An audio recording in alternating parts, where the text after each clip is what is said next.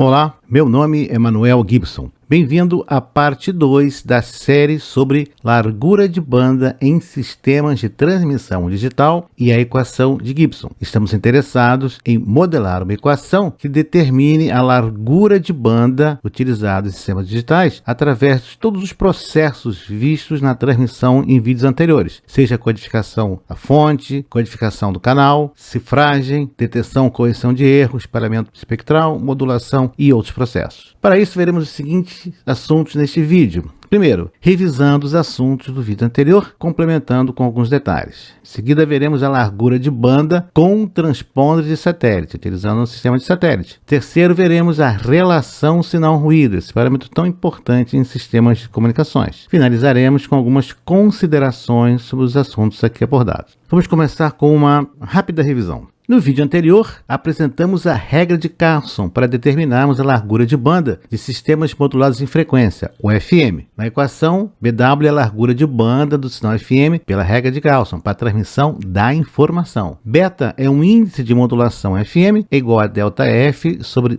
F mod máximo, onde ΔF é o desvio máximo de frequência em torno da portadora. F mod máximo é a frequência máxima de modulação. Por exemplo, o locutor ou a música, algum som que esteja presente sendo modulação em FM. Vimos no vídeo anterior radiodifusão FM mono e estéreo e calculamos respectivamente as bandas para cada canal. Neste vídeo veremos a operação em 2 metros de sistema de VHF em FM. Nosso primeiro exemplo, nós vamos determinar a largura de banda, segundo a regra de Carlson, para um sistema de VHF-FM. Nós vamos considerar o desvio máximo de frequência em torno da portadora de mais ou menos 5 kHz, e a frequência máxima do sinal modulante igual a 3 kHz. Solução? Inicialmente calculamos o índice de modulação beta e encontramos 1,67. A largura de banda, substituímos o valor de beta e F mod máximo e encontramos 16 kHz. Este é um valor bem menor do que os 180 kHz obtidos para FM mono. Perde-se a qualidade, mas ganham-se canais de áudio. Em canais limitados em banda, e não são todos, e em canais com limitação na relação sinal-ruído, e também não são todos, podemos sacrificar qualidade da recepção por inteligibilidade. Estamos mais preocupados em que seja entendido o que foi falado que, por exemplo, o reconhecimento do interlocutor ou transmissão de áudio com alta qualidade. É uma transmissão de voz qualidade telefônica. Vejamos agora a largura de banda em sistemas de satélite, utilizando os transponders. Observe na figura que a estação terrena A emite um sinal para o satélite. A energia eletromagnética ela sai da antena da estação terrena e vai na direção do satélite A, por exemplo. Essa ligação, esse enlace, é chamado de enlace de subida ou, no termo inglês, uplink. A ligação sai da estação terrena e dirige-se para o satélite. Ela sobe, aí está marcado na figura. Neste caso agora, o sinal é oriundo do satélite e dirige-se para a estação terrena. Nesse caso, temos um enlace de descida ou downlink. A ligação é oriunda do satélite para a estação terrena. Veja na figura. Aí temos a figura da estação terrena satélite, o uplink e o downlink. O downlink em banda C é em torno de 4 GHz. O downlink em banda KU em torno de 12 GHz, o que leva inclusive a antenas menores. As frequências do uplink em banda C estão em torno de 6 GHz. Então, em banda C, a subida é em 6 GHz e a descida em 4 GHz. Já o uplink na banda KU é em torno de 14 GHz. Vejamos agora uma distribuição de canais e transponders em satélite. Na figura nós temos o serviço iniciando em 4,13 GHz até 4,46 GHz, num total de 160 MHz. Observe que nós temos polarização horizontal e polarização vertical. As frequências são compartilhadas. A discriminação é na polarização da antena, na transmissão e na recepção. Observe, essa é a canalização para a polarização horizontal e esta para a polarização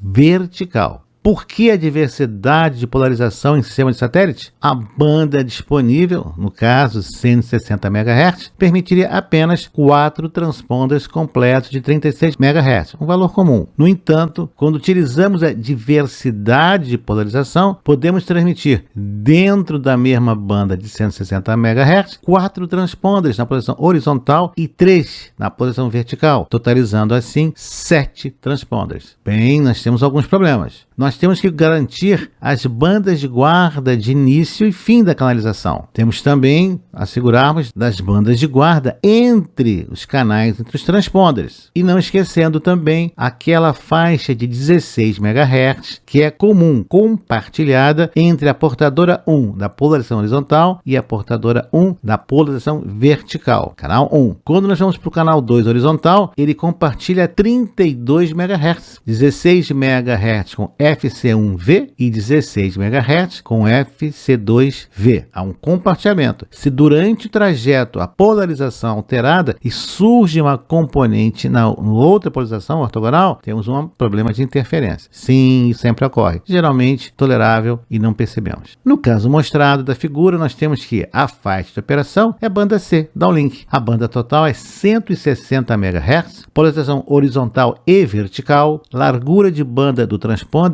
36 MHz, total de transponders 7. Banda de guarda entre os transponders 4 MHz. Banda de guarda início e fim de canal na polarização horizontal 2 MHz. E a banda de guarda para o início e fim de canal na polarização vertical 22 MHz. Superposição entre os transponders das duas polaridades 16 ou 32 MHz. Veja a figura. E na banda KU, como seria um exemplo de canalização? Aí nós temos o downlink de 11,7 GHz a 12,2 GHz. Polarização horizontal, polarização vertical. Total de 12 canais horizontais e 12 canais verticais. A largura de banda total, 12,2 GB menos 11,7 GB, 500 MHz. Total de transponders, 24 transponders de 36 MHz.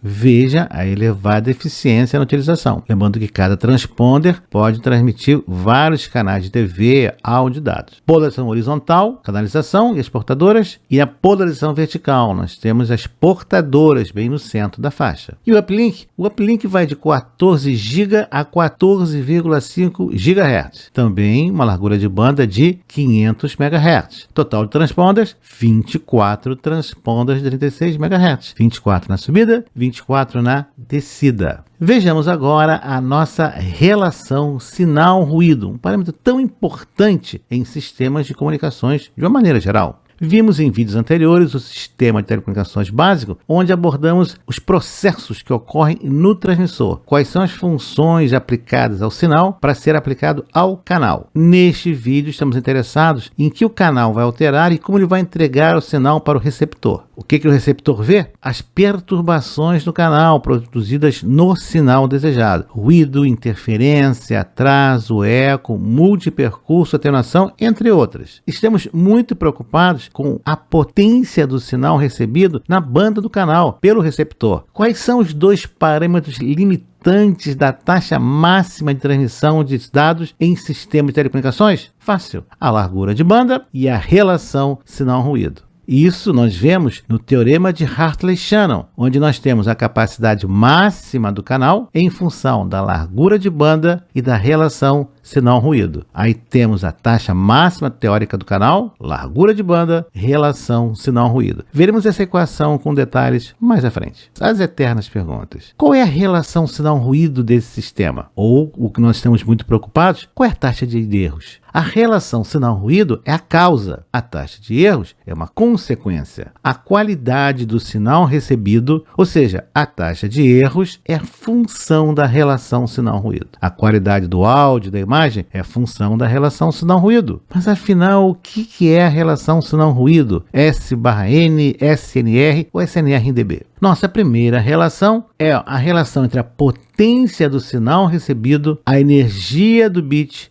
e a taxa em bits por segundo. Então temos SW, potência do sinal desejado na banda do canal em watts. EBJ, energia média do bit do sinal desejado no canal em Joule. E RBPS é a taxa de transmissão de dados em bits por segundo. Dois parâmetros bem interessantes: potência do sinal recebido e a taxa. E agora nós temos a energia média do bit. Vamos um exemplo. Considere que a energia média de recepção do bit em um sistema que opera em 2048 megabits por segundo, canal é 1, é 50 picojoule. Queremos calcular a potência média do sinal recebido. Vamos simplesmente aplicar a equação, substituindo 50 pico, 10 a menos 12, a taxa de transmissão em megabits, e obtemos 102,4 vezes 10 a menos 6 watts, ou 102,4 microwatt. Essa é a potência média do sinal recebido. É mais comum em telecomunicações trabalharmos com potência de sinal recebido em dBm, e aí está menos 9,9